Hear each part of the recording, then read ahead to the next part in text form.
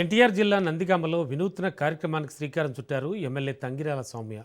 కలలకు రెక్కలు పేరుతో 10th ఫలితాల్లో ప్రతిభ కనపరిచిన విద్యార్థులకు విమాన ప్రయాణం కలను నిజం చేస్తున్నారు.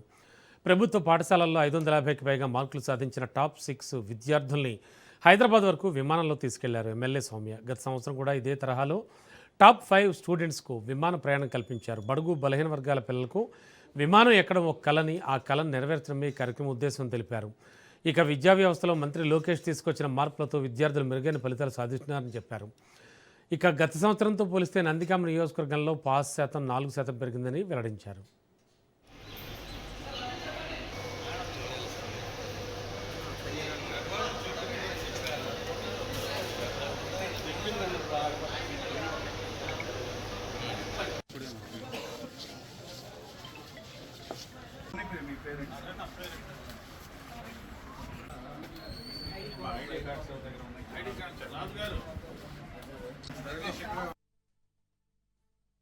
ఈరోజు కళలకు రెక్కలు అనే కార్యక్రమం ద్వారా నందిగామ నియోజకవర్గంలో 10వ తరగతి ఎవరైతే మీరు పాస్ అయ్యారో అంటే నియోజకవర్గంలో టాప్ 6 విద్యార్థులు సెలెక్ట్ చేసి మేము ప్రతి సంవత్సరం కూడా వారి ప్రతిభకు గౌరవంగా బహుమానంగా మరి ఉచితంగా విమాన ప్రయాణం అందజేస్తామండి. గన్నవరం నుంచి హైదరాబాద్ వరకు ఉచితంగా మరి ఈ స్టూడెంట్స్ అందరికి కూడా మేము స్పాన్సర్ చేస్తున్నాం. ఈరోజు చూస్తున్నాం గౌరవ ముఖ్యమంత్రి చంద్రబాబు నాయుడు గారు కానీ మన విద్యాశాఖ మంత్రి వారి లోకేష్ బాబు గారు కానీ విద్యకు ఎంత ప్రాముఖ్యత ఇస్తారో మనం చూస్తున్నాం. మరి లోకేష్ బాబు గారి ఆధ్వర్యంలో స్కూల్స్ ఏ విధంగా డెవలప్ చేస్తున్నారో, విద్యా వ్యవస్థలో ఏ విధంగా మార్పులు తీసుకొచ్చారో, సిలబస్ దగ్గర నుంచి వాళ్ళ యూనిఫామ్స్ దగ్గర నుంచి బ్యాగ్స్ దగ్గర నుంచి వాళ్ళు తినే ఆహారం వరకు కూడా వివిధ మార్పులు తీసుకొచ్చి నాణ్యమైన విద్యను అందించాలని లోకేష్ బాబు గారు ఎన్నో విధాలుగా ప్రయత్నం చేస్తున్నారు. వారికి తోడ్పాటుగా మా వంతు సహకారంగా మేము కూడా మరి ప్రతిభ చూపిస్తున్న విద్యార్థులకి బహుమానంగా ఏదో కొంత చేయాలని చెప్పి నందిగామ ఎన్డీఏ కూటమి పార్టీ మరి ఈ విధంగా స్పాన్సర్ చేయడం చాలా సంతోషంగా ఉంది. మరి టాప్ 6 విద్యార్థులు 2 అబ్బాయిలండి, అందరూ కూడా ఆడపిల్లలు. చాలా సంతోషంగా ఉంది. మేము వారందరూ కూడా ఆల్ ది బెస్ట్ చెప్తున్నాం. అంటే ఇవి మేము కేవలం వాళ్ళకి ఇచ్చే గౌరవం అండి, కానీ వారు ఉన్నత శిఖరాలు భవిష్యత్తులో చేరుకోవాలని నేను మనస్ఫూర్తిగా కోరుకుంటున్నాను. నా పేరు దర్శనాస్. మమ్మల్ని ఈ ట్రిప్కి తీసుకువెళ్తున్న ఎమ్మెల్యే గారికి అందరికీ నా హృదయపూర్వక ధన్యవాదాలు.